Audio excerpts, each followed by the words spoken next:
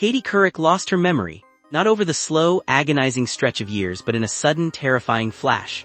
For a few critical hours, one of America's most recognizable broadcast journalists, a woman who built a historic career on her razor-sharp recall, quick wit, and ability to process live information under extreme pressure, could not form a single new memory. She did not know what day it was, she did not know what was happening to her. Couric has now publicly revealed her diagnosis, transient global amnesia. It is a rare, deeply unsettling neurological event that temporarily hijacks the brain, leaving the patient stranded in a perpetual, terrifying present tense. For the medical community, her high-profile revelation is shedding light on a condition that frequently sends families into a panic, mimicking the worst neurological nightmares, only to vanish without a trace. To understand the sheer suspense of transient global amnesia, or TGA, you have to look directly at its clinical presentation. TGA does not erase a lifetime of memories. The patient still knows who they are. They still recognize their spouse, their children, their own name. The attack is highly targeted. It strips away the ability to encode new information, wiping out the hours immediately preceding the event and freezing the patient in a loop of bewildered repetition.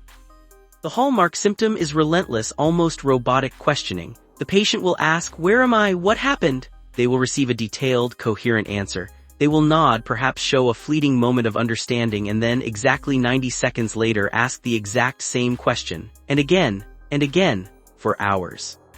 For the loved one standing by, the tension is unbearable. The immediate, visceral fear is a stroke, or a brain tumor, or the sudden, catastrophic onset of early-onset dementia. The patient is fully conscious, articulate, and visually normal, yet completely untethered from reality. When a patient presenting with these acute symptoms arrives at a hospital, the emergency room pivots into high-stakes triage. Transient global amnesia is what neurologists call a diagnosis of exclusion. It cannot be confirmed with a simple blood test. Instead, doctors must aggressively, methodically rule out the deadly alternatives. They run immediate CT scans and MRIs, hunting for ischemic strokes or brain bleeds. They conduct electroencephalograms, EEGs, to rule out silent seizures. They check for infections, toxic exposures, and metabolic crises. The patient remains suspended in their repetitive loop while the clock ticks, the suspense broken only when the imaging comes back clear, and the neurologist delivers a verdict that sounds far more menacing than it actually is. Transient global amnesia. Despite the alarming name and the terrifying presentation, TGA is fundamentally benign. It does not cause permanent brain damage. It does not increase the long-term risk of stroke. It is not a precursor to Alzheimer's disease or any other form of dementia. It is, in the clinical sense, a temporary short circuit in the brain's wiring. Specifically, neurologists believe the glitch occurs in the hippocampus, the seahorse-shaped structure deep within the temporal lobe responsible for converting short-term memories into long-term storage. For reasons that remain largely mysterious, the hippocampus simply goes offline for a period lasting anywhere from 2 to 24 hours. When it reboots, it functions perfectly normally again. In fact, the patient usually has no memory of the agonizing hours they spent in the loop. The brain wipes the tape clean.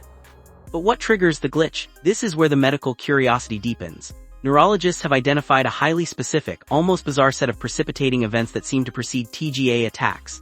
Sudden immersion in cold water is a classic trigger. Strenuous physical exertion, particularly activities that involve the Valsalva maneuver like heavy lifting or intense sexual activity, can precipitate an episode. However, one of the most common triggers is acute emotional stress. While Couric did not detail a specific physical trauma preceding her episode, the emotional context of her recent years provides a textbook backdrop for the condition. The sudden loss of her first husband to colon cancer, the subsequent death of her beloved sister, and the relentless high-octane demands of a towering media career create a compounding wave of psychological and physiological strain. In the case of TGA, severe emotional distress appears to flood the brain with stress hormones, temporarily disrupting the blood flow or electrical signaling in the vulnerable hippocampus. The brain, essentially, pulls its own emergency brake. The epidemiology of TGA only adds to its medical intrigue. It is remarkably rare, striking roughly 3 to 8 people per 100,000 individuals annually. But it is fiercely selective. It almost exclusively targets adults over the age of 50, with the average age of onset sitting at 62.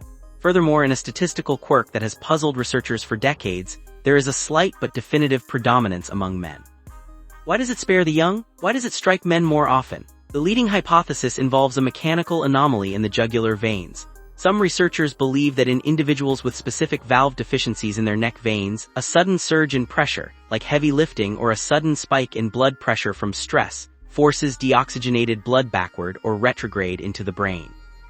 This brief, toxic backflow into the hippocampus causes a temporary metabolic crisis, resulting in the amnesia. It is a compelling theory, but it remains exactly that, a theory. The exact pathophysiology of TGA is still debated in neurological journals today. By stepping forward with her diagnosis, Couric has inadvertently performed a major public service. She has taken a condition that usually happens behind closed doors, leaving families traumatized and patients deeply confused once the fog lifts, and forced it into the mainstream consciousness. Her story carries a critical, urgent medical directive. Because transient global amnesia is physically indistinguishable from a stroke or a seizure in its initial onset, neurologists warn that the public must never attempt to diagnose it at home. The suspense of watching a loved one lose their memory must immediately be met with a call to 911. You cannot assume it is a benign glitch until a hospital has conclusively ruled out a vascular event. Katie Couric made her living by being the voice of calm clarity in the midst of breaking news and national chaos. For a few hours, she was at the absolute center of her own breaking news story, a medical mystery unfolding in real time inside her own head. The condition left no physical scars, took no permanent memories, and required no ongoing treatment.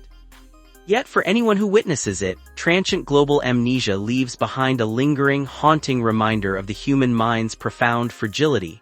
A high-functioning, incredibly complex machine that can be completely derailed by a momentary, unexplainable short circuit, only to snap back to perfect sync as if nothing ever happened.